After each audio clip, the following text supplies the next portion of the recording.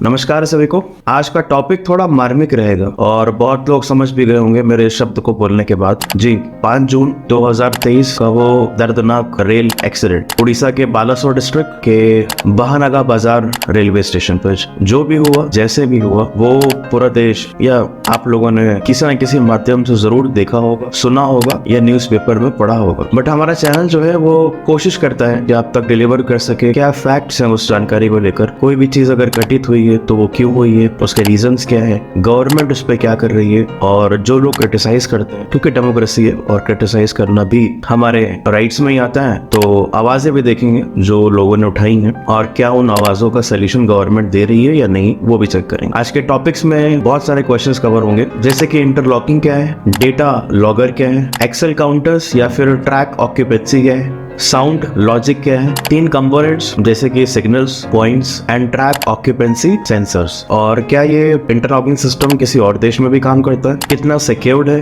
कितना error proof है, और रेलवे मिनिस्ट्री अब क्या कर रही है ऐसी चीजें अब ना हो उसको प्रिवेंट करने के लिए। कुछ वीडियोस को देखते हुए इस वीडियो की शुरुआत करते हैं। दादा किसे ढूंढ रहे हैं आप? हमारे लड़का भाई।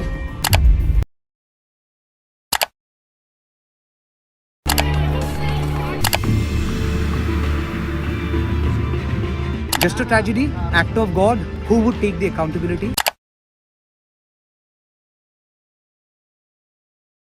ये मुआवजा जो दिया गया है ये कितना काम में आएगा? ये पैसा किसी लुक तो चलीगले पैसा कौन हम पैसा तो आज न काल की कमाणी कर लुक आ मिल ना 3टा घर परिवार ध्वंस पुत्र छोट वंश उड़ीगला मुँह देखे पारि से किसी का दुख तो नहीं साझा किया जा सकता, क्योंकि जिस पे बीतती है सबसे ज्यादा लॉस उसी का इमीडिएट होता है। तो लास्ट वाले जो भी स्क्रीन पे आपके भाई साहब आए थे, उनसे गुजारिश सिर्फ इतनी रहेगी कि माना कि जो घर था उनका वो उजड़ गया है, बच्चे और बीवी साथ नहीं है, तो जो मुआवजा मिला है सरकार की तरफ से उसका लेके करेंगे भी क्या। ये बात बहुत हद तक सच है पर पूरी तरीके से नहीं, क्योंकि जिंदगी बहुत बड़ी है और अगर आप संसार में हैं तो संसारिक सुख या फिर संसार में रहने के लिए जो चीजों की जरूरत पड़ती है उन्हें सिर्फ और सिर्फ पैसों से ही खरीदा जा सकता है। तो मुआवजा ये तो नहीं कहूंगा कि बच्चे और धर्मपत्नी उनको वापस ला सकता है या उनकी कमी को पूरा कर सकता है, पर जो दिनचर्या है, जो जीवन है, उसको चलाने में जरूर सहायक बन सकती है। तो शुरू करते हैं। सबसे पहला टॉपिक, इंटरलॉकिंग सिस्टम क्या है। ये क्रूशियल सेफ्टी मैकेनिज्म है रेलवे का जो इंश्योर करता है ट्रेन मूवमेंट्स को विदाउट एनी कॉन्फ्लिक्ट्स। तो ये एक तरीके से रोकता है रेल एक्सीडेंट्स को होने से। तो बहुत सारी वीडियोस में आपने सुन लिया होगा, देख लिया होगा, इसको मैं शॉर्ट ही रखता हूँ। एक अप मेन लाइन होती है, एक डाउन मेन लाइन होती है और साइड में लूप लाइंस होती हैं। साधारण भाषा में अगर कोई एक्सप्रेस या फिर आसान भाषा में जो हम इस्तेमाल करते हैं शब्द सुपर फास्ट, अगर एक लाइन से गुजर रही है और या उसके आगे वाली ट्रेन कम स्पीड में है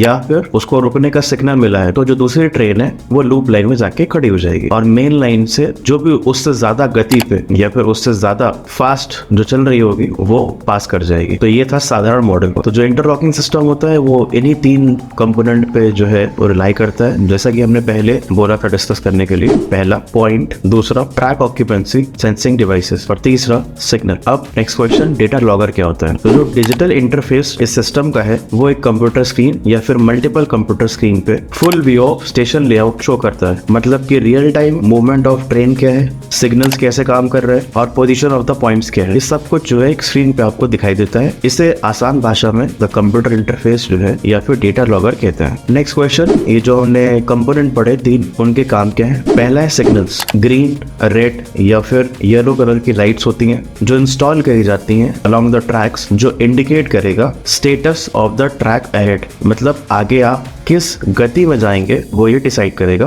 जिसको सिग्नल कहते हैं। ट्रैक सर्किट दूसरा, ये इलेक्ट्रिक सर्किट्स होते हैं, इनको ट्रैक ऑक्यूपेंसी सेंसिंग डिवाइसेस कहते हैं, जो कि प्रेजेंस ऑफ ट्रेन को डिटेक्ट करते हैं। इसको अगर आसानी समझें तो इस तरीके से है कि ट्रेन जो ट्रैक्स हैं वो 2 एक्सेल काउंटर के बीच से जब निकलते हैं तो सेंसर जो है वो काउंट करता है जो भी उसमें डेटा फीड किया गया है, कि मतलब इतने डब्बे निकलने के बाद दैट ट्रेन जो भी होगी पर्टिकुलर विल बी कंसिडर्ड कि वो निकल चुकी है। उसके हिसाब से सिग्नल चेंज होता रहता है। पॉइंट्स, ये जो है वो अलाउ करते हैं ट्रेन को टू चेंज द ट्रैक्स। तो जो पॉइंट है वो कैसे काम करते हैं, इनका जो लोकोमोटिव पायलट है या फिर ट्रेन के ड्राइवर को लोकोमोटिव पायलट कहते हैं, जैसे कि एरोप्लेन को जो चलाते हैं उनको पायलट कहते हैं, वैसे ही जो ट्रेन को चलाते हैं उन्हें लोकोमोटिव पायलट कहते हैं। उसमें इनका कोई मैटर नहीं है क्योंकि वो सिर्फ सिग्नल्स पे काम कर रहे हो। तो ये जो पॉइंट्स हैं वो स्विच रेल्स भी कहलाते हैं क्योंकि they are movable rails that are typically place at the point of divergence of two tracks. Divergence मतलब जहाँ से अलग हो रहा है, टू डिफरेंट डायरेक्शंस। सीन पे आपके आ जाएगा। तो पॉइंट व्यू जो है वो लॉक्ड हो जाते हैं जब उनको ये डायरेक्शन मिल जाती है कि कोई भी रेल उससे गुजरने वाली है, और जब पूरी तरीके से निकल जाती है तो वो अनलॉक हो जाते हैं। तब तक उस ड्यूरेशन के लिए वो लॉक्ड ही रहते हैं। इसमें लोकोमोटिव पायलट का कोई से नहीं है, वो कुछ नहीं कर सकता क्योंकि वो डायरेक्शन फॉलो कर रहा है। फिर वही क्वेश्चन जो हमने पहले भी डिस्कस किया कि पता कैसे चलता है, पता चलता है सेंसर्स द्वारा। ये इनको एक्शन काउंटर्स कहते हैं जो व्हील्स को काउंट कर लेते हैं, जो डेटा फीड होता है उनके सेंसर पे कि इतने व्हील निकलने के बाद ट्रैक विल कंसिडर्ड कि वो खाली हो चुका है। नेक्स्ट क्वेश्चन, साउंड लॉजिक वो ये बताता है कि जो ट्रेन है of what is safe train operation is fed into the interlocking system. तो वो कंट्रोल कौन कर रहा होगा, वो कंट्रोल हो जा रहा होगा स्टेशन से, जो हमने भी डिस्कस किया। और कई जगह जो है वो मैनुअली ऑपरेट करा जाता है। रेलवे के डेटा के अकॉर्डिंग 7000 ऑड स्टेशन में से सिर्फ 100 स्मॉल स्टेशन है जहाँ पे मैनुअली जो इंटरलॉकिंग सिस्टम है वो चेंज होता है, नहीं तो बाकी जगह कंप्यूटर बेस्ड डेटा लॉगर जो हमने पहले डिस्कस किया। कोरोमंडल एक्सप्रेस के केस में भी यही हुआ। जो लॉजिक इन द कंप्यूटर ये माना जा रहा है कि वो अप लाइन पे खाली होगा, and if the point is directed to the up line and is locked for the Coromandel then signal to the train should be green. क्योंकि जैसे हमने पहले बताया कि ट्रेन के जो लोकोमोटिव पायलट है उनको डायरेक्शन होता है कि उनको इस डायरेक्शन पे निकलना है और वो लॉक्ड हो जाते हैं। तो शायद इस केस में कोरोमंडल एक्सप्रेस के साथ भी यही हुआ है। क्या किसी और देश में भी इंटरलॉकिंग सिस्टम यूज किया जा रहा है? जवाब है बिल्कुल। Railway networks world wide use करते हैं इसको। कुछ वेरिएशंस होंगे, कुछ डेटा लॉगर में इंप्रूवमेंट्स हो सकते हैं, बट इंटरलॉकिंग सिस्टम पूरे वर्ल्ड वाइड यूज किया जाता है। नेक्स्ट क्वेश्चन, छेड़छाड़ हो सकती है और एक्सीडेंट होने के तुरंत बाद ही जो रेलवे मेंबर जया वर्मा सिन्हा जी हैं उन्होंने आके ये बताया कि 99% तो ये एरर प्रूफ है। उन्होंने बोला कि ये डिजाइन ही है फेल सेफ, बट दुनिया में जो भी मशीनें हैं they are prone to failure even if it run smoothly by 99.9% of the time. और एक्सप्लेनेशन देते उन्होंने बोला कि हो सकता है कि शायद होते वक्त मतलब टिकिंग अगर हो रही हो ट्रैक के आसपास या शॉर्ट सर्किट की वजह से फेलियर हुए होंगे। सपोजिंग किसी व्यक्ति ने वहाँ पे आसपास कुछ खोद दिया बिना ये देखे कि वहाँ पे केबल जा रहे हैं कि नहीं जा रहे हैं, पॉसिबल है कि केबल कट जाए, कोई शॉर्ट सर्किट हो गया। मतलब 99.9% कोई फेलियर नहीं होगा, पर 1.1% चांस मशीन में फेलियर का होता है। इस मुद्दे को लेकर क्या पॉलिटिक्स भी हुई है? तो हाँ, कुछ वीडियोस देख लेते हैं कि हुई है तो कैसे हुई है। इतना लोगों को जिंदगी जैसे चला गया। मैंने तो सुना कि इसमें 500 भी हो सकता है। 3 डिब्बा अभी तक नहीं रेस्क्यू हुआ है। आप कंप्लीट होने के बाद कितना हुआ? 238 कल था, उसका बाद ऑफिशियल आपका स्टेट गवर्नमेंट का जो कार्टून का क्या हमारा काल से है, काल से हमारा पास 238 है, लेकिन मेरे को जानकारी नहीं मिली है में अभी तक हमको नहीं मिला। वो जो है आपका बाकी है तो हम लोग मिलकर कर लेंगे, इसमें कोई बात नहीं है। तो हम लोग भी दुखी है, we are sorry for this incident.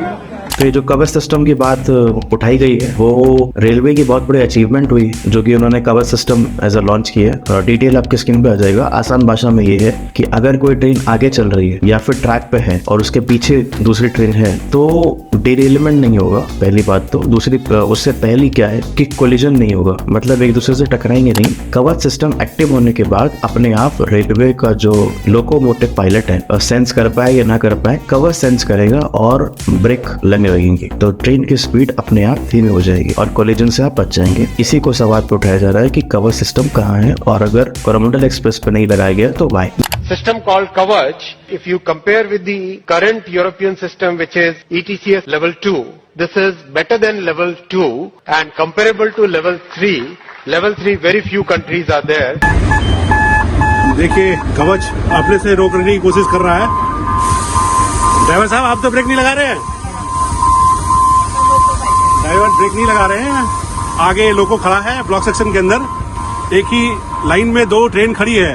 Train collide करने की कोशिश कर रहे हैं हम लोग, लेकिन कवच रोक रहा है। नेक्स्ट टॉपिक है सीआरएस, क्योंकि ये सब होने के बाद सीबीआई के लिए तो भेज ही दिया है जो गवर्नमेंट है हमारी, बट सीआरएस मतलब कि commission of railway safety for south eastern circle जो है वो भी सीबीआई से इतर मतलब सेपरेटली जांच करना शुरू कर चुकी है। इसके बेनिफिट्स देख लेते हैं और ये क्या अलग करेगी ये भी देख लेते हैं। ये शायद इनके क्वेश्चन के आंसर है, तो शायद ये आंसर मिले जो हम देने जा रहे हैं। कवच के पैसा के करा हिसाब ये कल की अवतारी, तू कहाँ निभवल यारी, तोहर कैसन चौकीदारी, एज के कर जिम्मेदारी।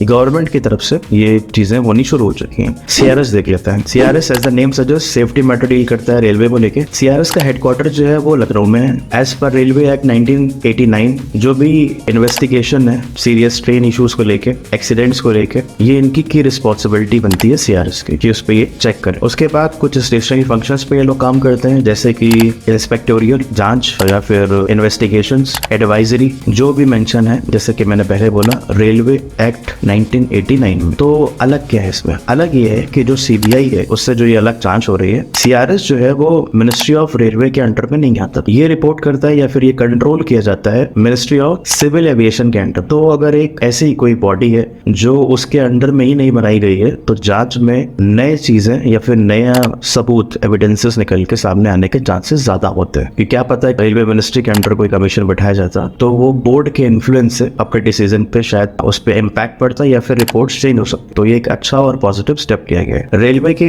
शुरुआती दौर की कुछ हिस्ट्री देख लेते हैं। 1800 के आसपास कंस्ट्रक्शन और ऑपरेशन शुरू हुआ बाय प्राइवेट कंपनी, हमें पता है ईस्ट इंडिया कंपनी और बाकी भी थी। तो ब्रिटिश इंडिया गवर्नमेंट ने कंसल्टिंग इंजीनियर्स रखे जिनका काम था चेक करना या इंश्योर करना efficiency, economy and safety in railway operations in India. बाद में ये काम 1883 में देखा गया कि गवर्नमेंट इंस्पेक्टर्स द्वारा कराया जाने लगा। फिर 20वीं शताब्दी या 20th सेंचुरी आते आते 1905 के अराउंड देखा गया कि रेलवे इंस्पेक्टरेट जो है वो रेलवे बोर्ड के अंदर आने लगा। As per Indian railway board act 1905 के नोटिफिकेशन, तब का जो डिपार्टमेंट ऑफ कॉमर्स और इंडस्ट्री है उसके पावर्स एंड जो फंक्शंस हैं वो रेलवे एक्ट ऑथराइज करेगा रेलवे ऑपरेशंस इन इंडिया के लिए भी। नेक्स्ट सेटिंग, तो सेपरेशन ऑफ फंक्शन जो हुआ है वो गवर्नमेंट ऑफ इंडिया एक्ट 1935 के बाद देखने को मिलता है, जिसमें रेलवे एक्सीडेंट प्रोब्स जैसे फंक्शंस अलग किए गए। But due to second world war पुराने सिस्टम को, जो रेलवे बोर्ड वाला इंस्पेक्टरेट सिस्टम है, उसको ही कंटिन्यू रखा गया। 1939 में फिर पैनल बैठता है, AHL माउंट उसकी अध्यक्षता करते हैं और उनका कहना है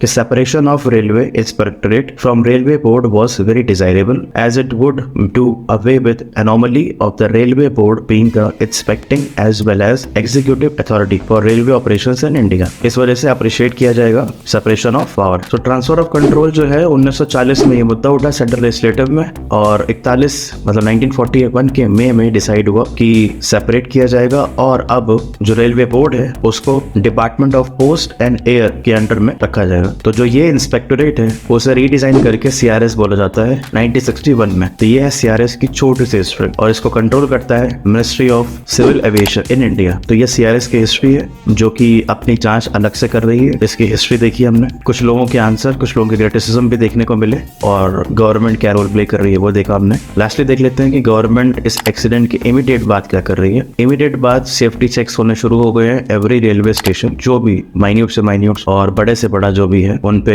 चेक्स शुरू हो गए हैं। सिग्नल कैसे काम कर रहे हैं, कहीं और तो फॉल्ट्स नहीं देखने को मिल रहे हैं और अभी तक कोई नेगेटिव रिपोर्ट नहीं आई है। और ये छोटी सी इन्फॉर्मेशन थी, कुछ टेक्निकलिटीज, कुछ न्यूएंसेस को लेकर, क्योंकि ट्रेन खड़ी हुई थी, उस पे आयरन ओड था, उस पे टकराना हुआ, वो सब हमने देखा है। आज तक मैंने वो कोशिश करी है या फिर हमारी टीम ने वो कोशिश करी है दिखाने की जो फैक्ट्स हैं, की पॉइंट्स हैं जो लोगों को शायद ना पता हो। डेटा लॉगर क्या होता है, इंटरलॉकिंग सिस्टम क्या होता है, अभी वो डेटा इंटरफेस पे या फिर कंप्यूटर सिग्नलिंग पे काम कर रहा है, पहले वो मैनुअल काम करता था, अभी भी मैनुअल अवेलेबल है बहुत जगह। फिर सीआरएस सिस्टम क्या होता है, उसकी हिस्ट्री क्या है और उसका मेन काम क्या है, एक्सीडेंट्स को लेकर या फिर एफिशिएंसी को लेकर, नेटवर्किंग प्रॉपर हो रही है कि नहीं, कम्युनिकेशन प्रॉपर है कि नहीं और इकोनॉमिकल है कि नहीं, रेलवे के सेफ्टी ऑपरेशंस के लिए क्या काम हो रहा है और कितना और बेहतर किया जा सकता है, कहाँ से हम सीख सकते हैं इसको और सुदृढ़ बनाए रखने के लिए। लिए। तो ये कुछ टॉपिक्स थे जो हमने कवर किए। बहुत ही दर्दनाक और एक तरीके का अनएक्सपेक्टेड रेलवे एक्सीडेंट था और किसी की जान तो वापस नहीं लेके आ सकते, बट आगे ऐसा कुछ ना हो इस पे पुरजोर कोशिश की जा रही है गवर्नमेंट द्वारा। ये था इसका टॉपिक। अगर अच्छा लगा हो, कुछ भी नॉलेजेबल चीजें प्राप्त हुई हो, कुछ भी ज्ञान के भंडार में थोड़ा सा कुछ ऐड हुआ हो, तो इस वीडियो को भी बाकी वीडियो की तरह अपना प्यार दें जहां से भी आप देख रहे हैं। और नेक्स्ट वीडियो तक के लिए नमस्कार।